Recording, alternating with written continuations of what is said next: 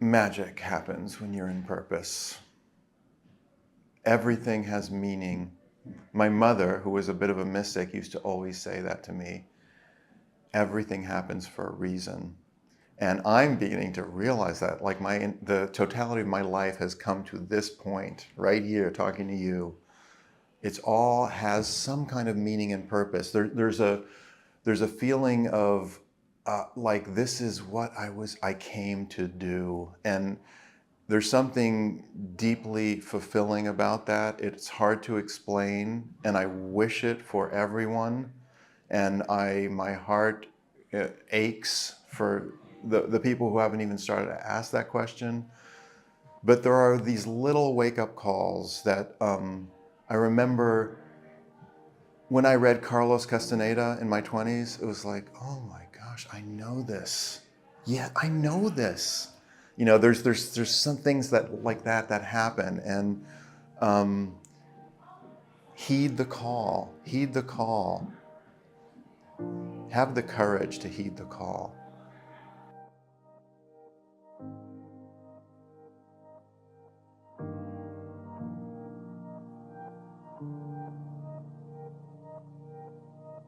My name is Zenka Caro. I'm founder of LightNet, and my passion and purpose is to make the impossible possible.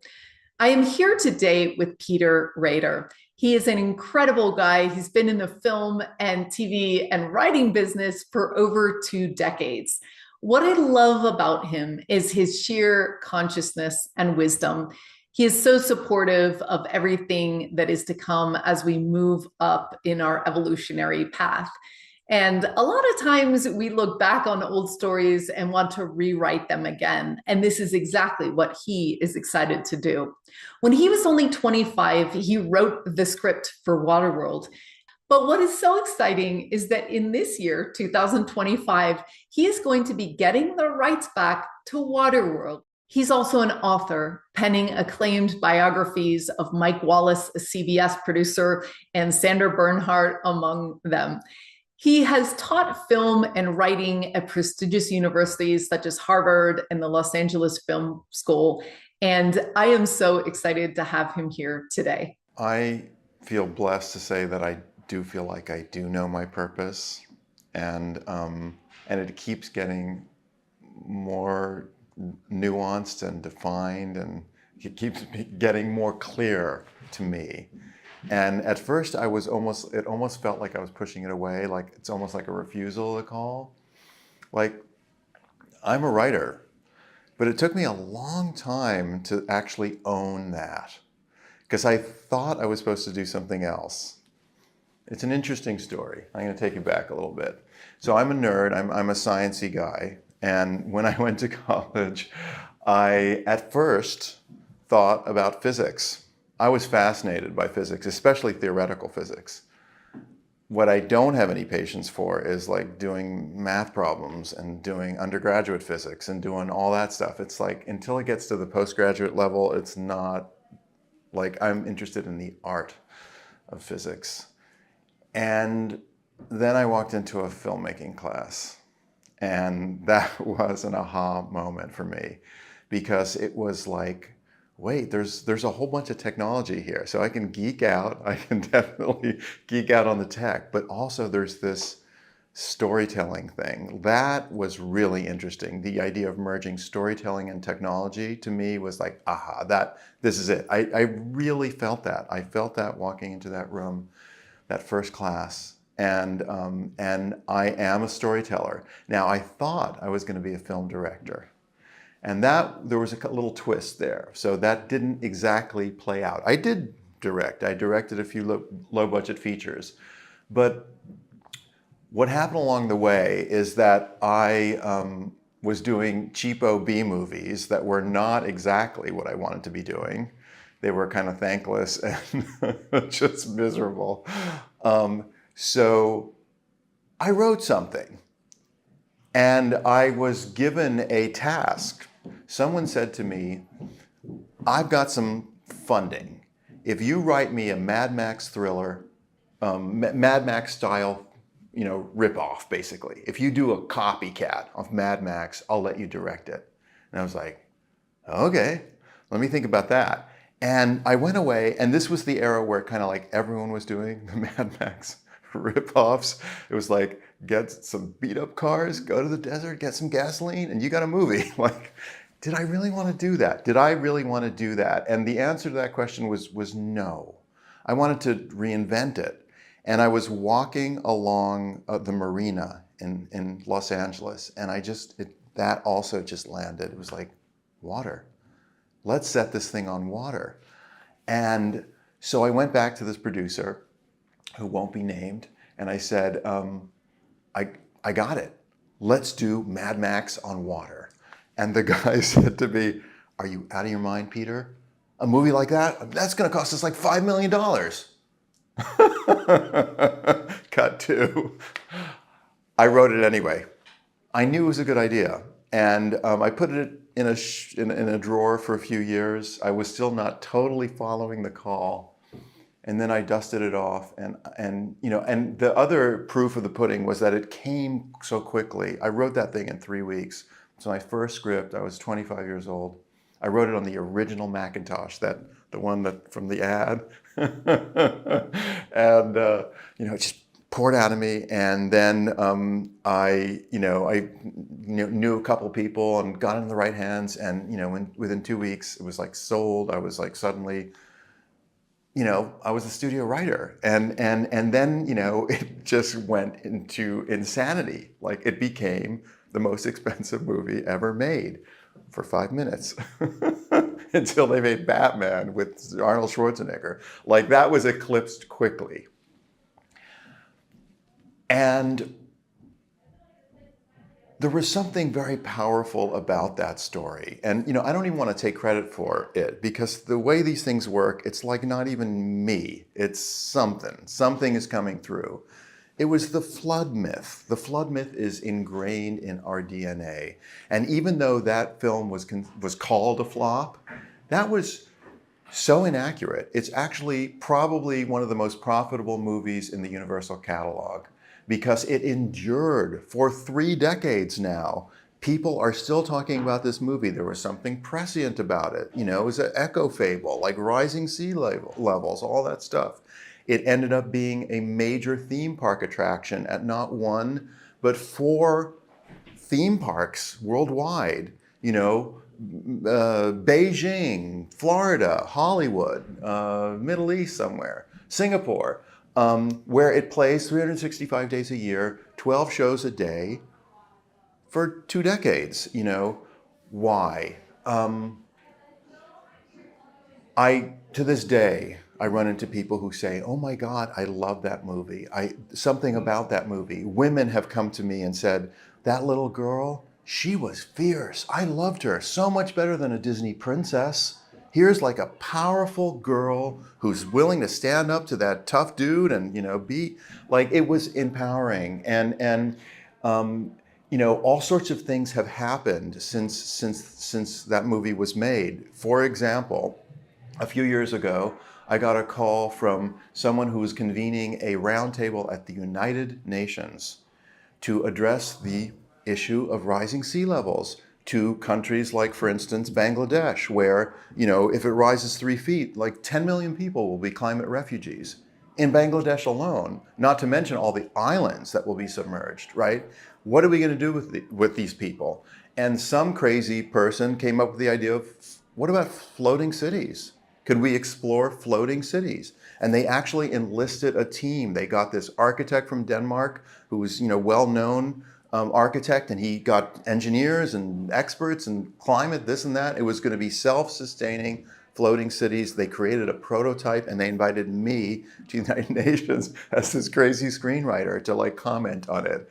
And, it's wild what a journey this has been. And the payoff to it all is that in 2025, I'm going to get the rights back to Waterworld. There is a statute in the American federal copyright statute, that allows creators to reclaim their copyrights after 35 years to a product that they've created. So my wife and I, Paola DeFlorio and I, we run a production company together. we're so excited about this possibility of reinventing Waterworld because it does need to be rebooted. The final film was not exactly my script. I mean, it was my characters, my concept and everything, but it got rewritten and rewritten and rewritten, and it got muddied up and rustied up, and it got very kind of dark and gritty. And we'd like to do it in a much more fantastical, mystical way, because water is mystical. In the creativity workshop that Paolo and I co-facilitate, Source to Screen, one of the quotes that we use is Carl Jung. People don't have ideas. Ideas have people. They find us. And it's kind of this weird, mystical, sacred thing where, like, get out of the way and drop in and attune and find your center, and then stuff comes up, you know. Inward, outward, from beyond. It floats in. And then, do we answer the call? Are we listening? Are we listening? That's part one. And then, you know, do we have the courage? Because there's so many inner obstacles. We all have them. I mean, I still have, you know, fear, doubt, all of them. But you have to persevere. Just take the next step. Just take one step, you know. The realm of ideas is outside of time and space. It is circular, and it is eternal, and it's already done. Your project is done. It's finished. It's already out there. People are applauding it. You just have to catch up to that reality, right? It's not even a chasing of flow. It's an allowing. It's an allowing of the sequence to play out the way it's supposed to. Now, there are resistances. We are in the material plane and linear time and space, and that's confining, and it's scary, and it's weird, and there's personalities and all sorts of stuff that goes on. Maya, right? Here's the deal. It just takes a little bit of courage, and flow will flow in, right? It's about taking that first step. And a metaphor that we love to use is rusty water. If in the old days of you know, steel pipes or whatever, you know, if you went away backpacking all summer and you came back and you wanted to take a bath and you turned on your bath, the water would come out brown, right? So what do? Do you panic? Do you stop? Do you call the plumber? No, you just let it flow, because brown water becomes clear.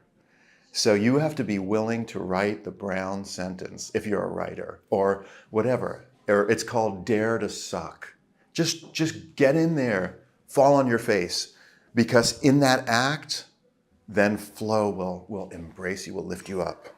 So this Waterworld thing happened, and suddenly I was a writer, and then they wanted another script, and then this, and suddenly I'm on assignment, and I'm in development hell, Hollywood, like, what am I supposed to do? And then I always get like the sophomore terror, you know, like I get the beginner's luck, and then I gotta repeat that, you know. So all of that happened, and all the while I'm thinking, this is a detour, right? I'm a director, I'm a film director, and this is all a detour. And then, you know, like a decade later, I'm like, no, I'm a storyteller. I kind of accepted the calling that was right in my face. Like, this has been handed to you, you know. So now I honor it. I mean, I feel so blessed. I love writing. I love storytelling. That is my purpose. There are cycles, I think. There are cycles. I mean, certainly in the Vedas, there's these yugas, you know, and they go up and down. And we're coming out of kind of a dark one, a little bit of a, where the material world feels very all-encompassing. And certainly Madison Avenue and all sorts of forces are conspiring to convince us that this is it, that we got to get our pleasure or jojo or mojo or everything right here in this world. And that's obviously a myth, and actually it causes a great deal of suffering. And in Buddhism, there's a phenomenal thing which is called the middle path, right? In the middle path, you don't push away things that are uncomfortable, and you don't cling to things that bring you pleasure. You kind of like walk this middle path without attachment, and it makes for a happier, calmer, more equanimous life. So it is sad, and there are many people who are master hypnotists who can do mass hypnosis and create all sorts of stories in our minds about what we have to do and fear and act and be like. And I guess it's people like us who have to sort of just wave little flags and or ring bells, ring singing bowls, and remind people, wake up, wake up. Remember, you know what you're supposed to be doing. There's those little reminders. And, I guess if we all do our part, it has to start with us. It's kind of like Gandhi, be the change, be by example, and then show others by your example. I think mentorship is really important. There's a great book by Julia Cameron called The Artist's Way. And it is a 3-month program. You read the book and you start doing this thing that helps you listen to that voice. There's something called morning pages, mandatory journaling every morning, analog, not digital. You can't be on your computer. You actually get a pen, and that vibration goes into that page. It doesn't matter what you write. It's just the act. Let the water flow. Let the water flow, and then little things start to bubble up, percolate up. So every journey begins with one step. So take that first step. Artist's Ways is a great first step. Magic happens when you're in purpose. Everything has meaning. My mother, who was a bit of a mystic, used to always say that to me.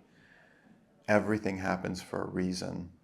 And I'm beginning to realize that, like the totality of my life has come to this point, right here, talking to you. It's all has some kind of meaning and purpose. There's a feeling of like, this is what I came to do. And there's something deeply fulfilling about that. It's hard to explain, and I wish it for everyone. And my heart aches for the people who haven't even started to ask that question. But there are these little wake-up calls that I remember when I read Carlos Castaneda in my 20s. It was like, oh my gosh, I know this. Yeah, I know this. There's some things that like that happen, and heed the call. Heed the call. Have the courage to heed the call. I think all creators struggle. It's part of the creative act. It's the warriorhood. You got to get back in the saddle. Doesn't matter how many times you fall, fail. It's part of the struggle. It's discipline. It's warriorhood. Another great book is Shambhala, the Sacred Paths of the Warrior by Trungpa. Get in the saddle. Be willing to be a human warrior. Everyone has the voice of doubt. And I still have the voice of doubt. I just meet it very quickly. I'm like, oh, there's that doubt. Yep. Okay. I'm still writing a sentence. Sorry, doubt. Okay. Yeah, it's a terrible sentence. It's a sucky sentence, but I'm still writing it. And maybe the next sentence will be a little better. Invoke your masters, your gurus, your ancestors. Ancestors are very useful for helping you along the path. Just invoke.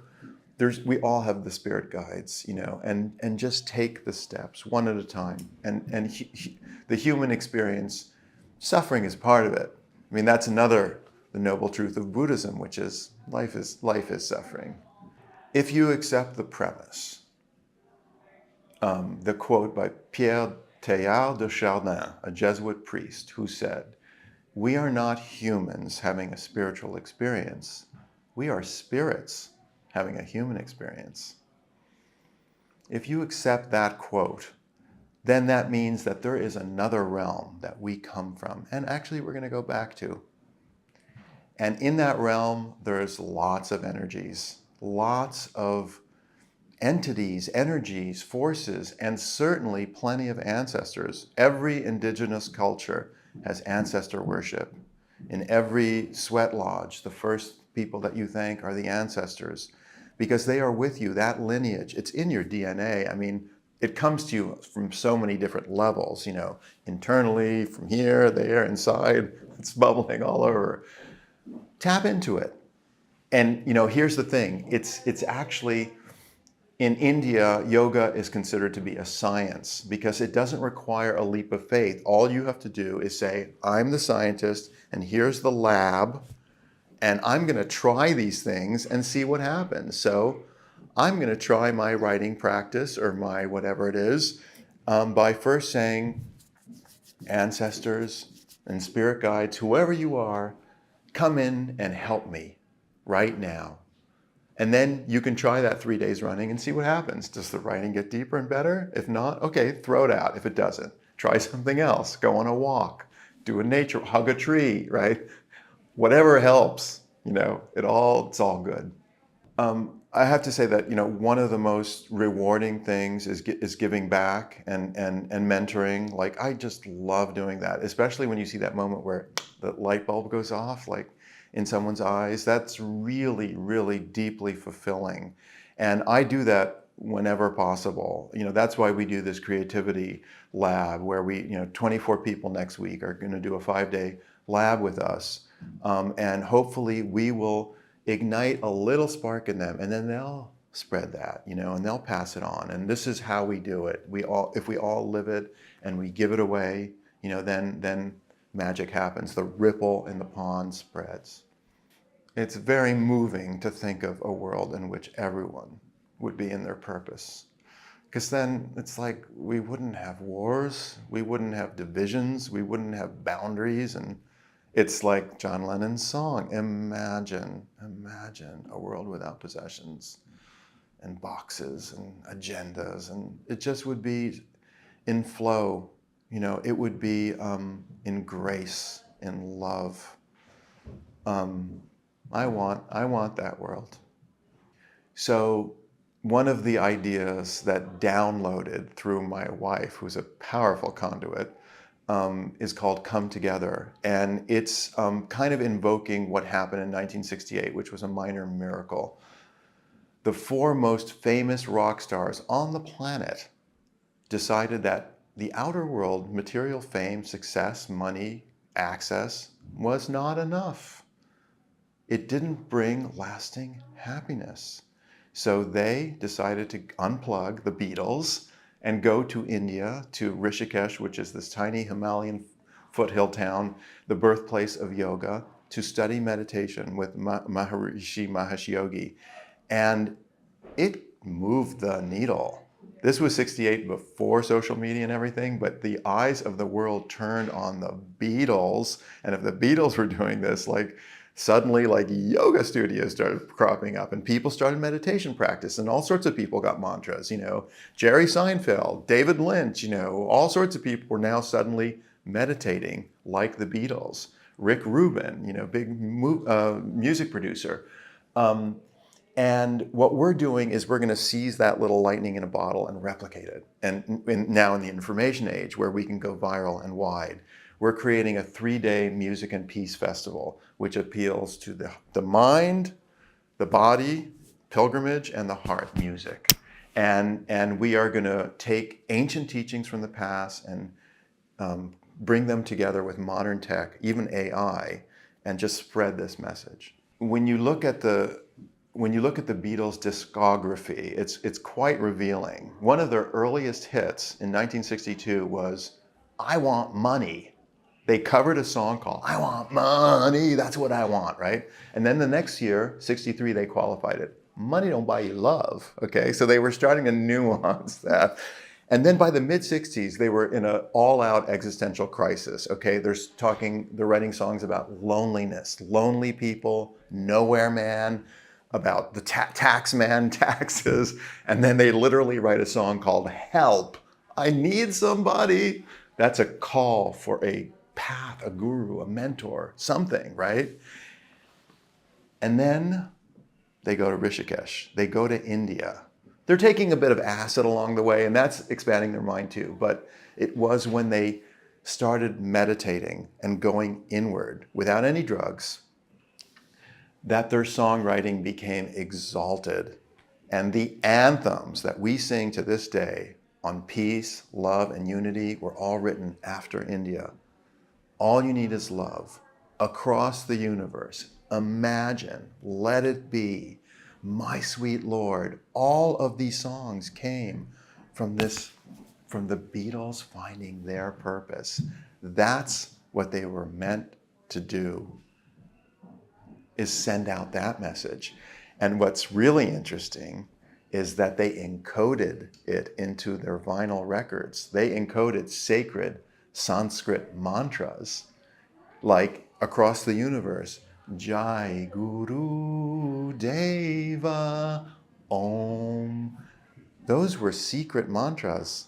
You were not supposed to give them away freely, but they put them into these records that spun all over the world. So they were sending out this vibration.